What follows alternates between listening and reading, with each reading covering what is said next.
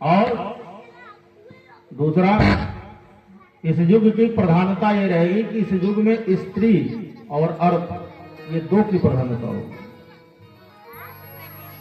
स्त्री राजा हो जाएगा और जो धन है वह स्वामी हो जाएगा।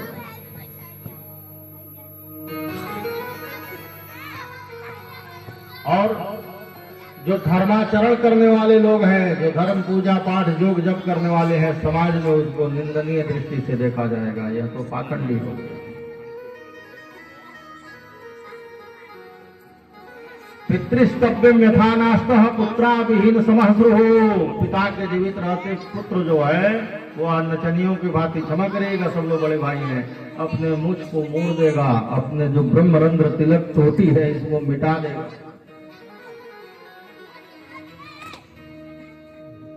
वंचिका तत्र लुब्धानां ज्ञानिनोपाखंडिनस्तथा।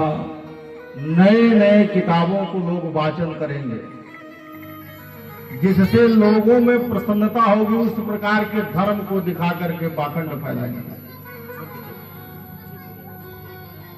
तपश्चार्यान्ना तपज्ञानः। तप का आचरण लेने वाले को लोग अज्ञानी और विधर्मी कहेंगे। और जो मूल धर्म को मानने वाला है ना, वह समाज से कहीं विरक्त होकर के और एकांत में ईश्वर भजन करेगा, क्योंकि इस समाज में उसकी प्रतिष्ठा नहीं रहेगी। और तो धनस्यायाः प्रदर्शनो जाता। जिसके पास जितना धन है उस धन का प्रदर्शन करेगा कि मेरे पास इतनी संपत्ति है। लेकिन दुर्भाग्य, जिनके पास तपस्या का धन रहेगा, समाज में उनका ऐसा तिरस्कार होगा कि वह सबके सामने बैठ करके माला भी नहीं जप पाएगा। इस युग का यह प्रभाव है। और हमें लगता है कि यथार्थ शाश्वत, यहाँ लगभग सभी लोग उम्र में बड़े हैं, कुछ छोटे भी हैं। अगर इस विषय में किसी को कोई आपत्ति हो तो बता सकता है। हमें तो नहीं लगता है कि यह विषय इस समय उपस्थित नहीं है। हरिओम। और इसी मन से खिल होकर के अपने आश्रम में बैठे हैं, तब तक वीणा पर मधुर ध्वनि सुनाई पड़ी। नारायण नारायण की ध्वनि सुनकर के चौक पड़े, बैठ करके आश्रम में सोचने हैं कि आज ब्रह्मा का पुत्र नारद जी का इधर आगमन। तब तक नारद जी महाराज प्रकट है। बोलिए नारद जी महाराज की जय। नारद जी का सेवा सत्कार करने के बाद में नारद जी ने पूछा कि महाराज, आपके जैसे तेजस्वी और ओजस्वी ब्राह्मण जिन्होंने एक वेद को 4 भागों में बांट दिया। वेद 4 नहीं, कई किताबों में हमने देखा, बच्चों के किताबों में भी है, सामान्य जगह हमने देखा कि वेद कितने हैं तो सीधे लोग पढ़ाते हैं 4। वेद 4 है ही नहीं। वेद केवल एक है, अनादि निधनो वेदः। न वेद का जन्म हो सकता, ना उसकी व्याख्याएं हो सकती, ना उसको समापन किया जा सकता। उसके विभाग 4 किए गए।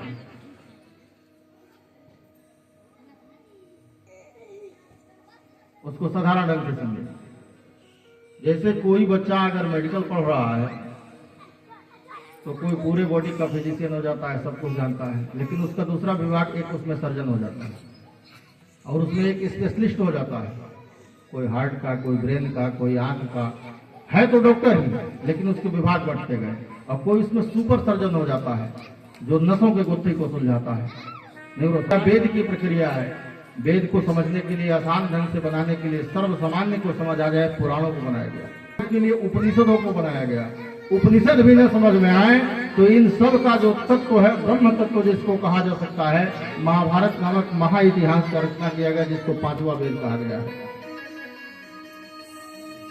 एक भ्रांति है, लोग कहते हैं कि महाभारत की कथा नहीं सुननी चाहिए, जिसके यहाँ महाभारत होता है उसके यहाँ रोज महाभारत होता है। यह बिल्कुल भ्रांति और मूर्खतापूर्ण ग्रंथ का वाचन है। महाभारत में क्या कहा गया है? यन्नेह नास्ति महाभारते कुत्राचित नहीं विद्यते। दुनिया का जो ज्ञान अगर महाभारत में नहीं है, वो पूरे विश्व में कहीं नहीं है। वह 5वां वेद है और संसार का सबसे बड़ा ग्रंथ होने का गौरव भी महाभारत को ही प्राप्त है। 1,27,032 श्लोकों का ग्रंथ है महाभारत। इतना किसी ग्रंथ, दुनिया के किसी ग्रंथ में इतने मंत्र नहीं, चाहे वो किसी धर्म का। नारद जी ने कहा कि महाराज आप इतने चिंतित क्यों हैं? आपने वेदों को 4 भाग में बांट दिया, नाना पुराणों की रचना करी, आपने सर्ग उपसर्ग मनवंतरों को व्याख्यान करके उपनिषदों का निर्माण किया, और फिर भी आपके मन में चिंता।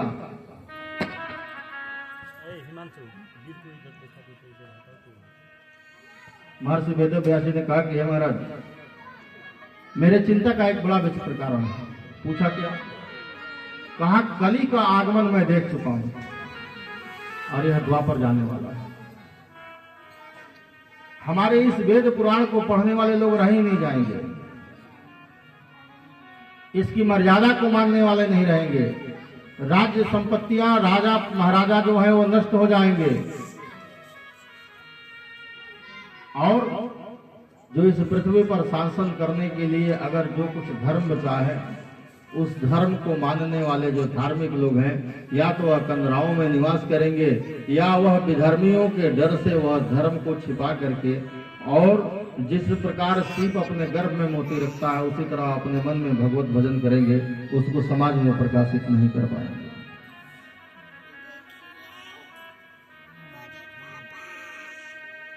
पूछा तो कहा कि इस धरती पर आखिर शासन करने के लिए कोई चाहिए ना? हे व्यास जी, आपने बहुत सारे ग्रंथों का निर्माण किया, बहुत पंथों का निर्माण किया, लेकिन आपने भगवान के गुणगान का निर्माण नहीं किया।